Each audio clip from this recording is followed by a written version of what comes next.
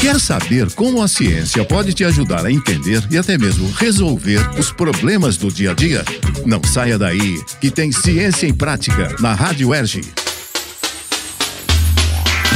Nós recebemos uma pergunta do ouvinte Eduardo, morador de Guapimirim, município da região metropolitana do Rio de Janeiro. Qual a sua dúvida, Eduardo? Olá, meu nome é Eduardo, tenho 43 anos e moro em Guapimirim. Eu tenho uma dúvida sobre o judiciário do país.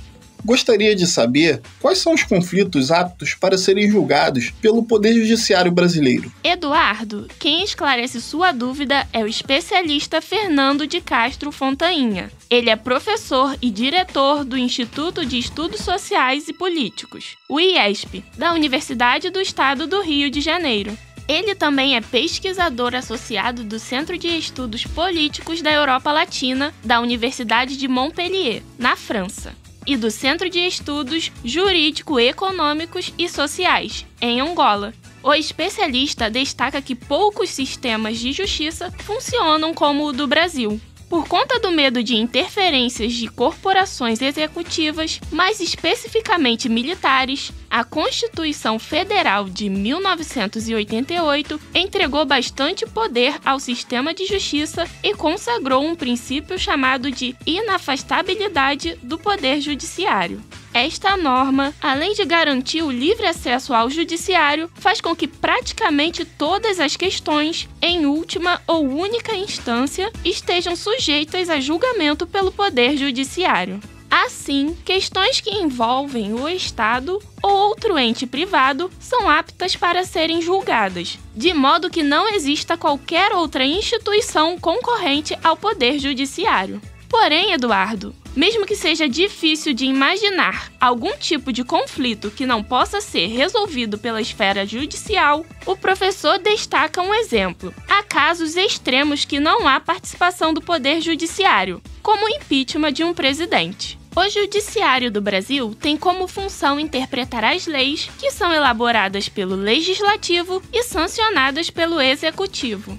Também deve aplicá-las em diferentes situações e julgar cidadãos ou instituições que, por algum motivo, não as cumprem. O objetivo é garantir e defender os direitos individuais, ou seja, promover a justiça, resolvendo todos os conflitos e delitos que possam surgir na vida em sociedade, seja entre cidadãos ou entre os indivíduos e o Estado. Dentro do Judiciário brasileiro, existem diversos órgãos, subdivididos em instâncias que possuem atuações em esferas específicas. STF, o Supremo Tribunal Federal, é a instância máxima da justiça no país e exerce a função de guardião da Constituição Federal. Eduardo, segundo o jornal Estado de Minas, atualmente os ministros do STF enfrentam um excesso de demanda. Ao todo, são mais de 20 mil processos esperando julgamento, alguns tramitando desde antes da Constituição Federal de 88. Segundo o especialista Fernando Fontainha, o problema do STF é a falta de organização institucional. Por exemplo, o ministro do Supremo não pode se recusar a julgar um caso ou dizer que não se sente preparado. No máximo, há duas formas de não participar do julgamento: alegar possível parcialidade por interesses e participações pessoais na ação, ou ter participado de algum detalhe do processo antes dele ter sido indicado e nomeado para a corte. Fora essas exceções, o ministro é obrigado a decidir, fazendo com que o grande dilema acerca de processos judiciais julgados com alto impacto político seja o tempo.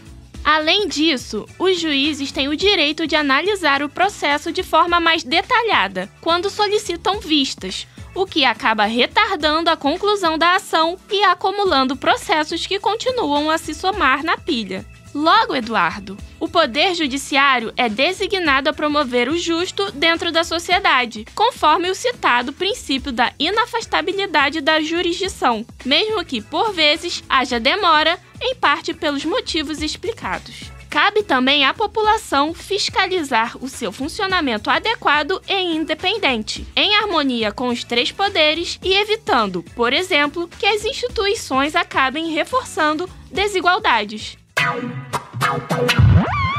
E se você, ouvinte, também quiser saber como a ciência pode explicar ou resolver algum problema no seu dia a dia, mande sua pergunta gravada para nós pelo e-mail radioerg@gmail.com.